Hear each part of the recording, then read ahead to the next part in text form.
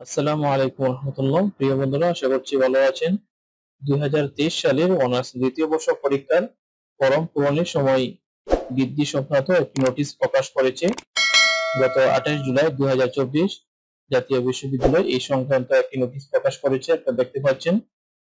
সংশ্লিষ্ট সকলকে জানানো যাচ্ছে যে 2023 সালের অনার্স দ্বিতীয় বর্ষ পরীক্ষার শিক্ষার্থীদের আবেদন ফরম পূরণ, ডাটা এন্ট্রি নিশ্চয়ন ও সোনালী সেবার মাধ্যমে টাকা জমা দানের তারিখ নিম্নলিখিত চক অনুযায়ী বর্ধিত করা হলো।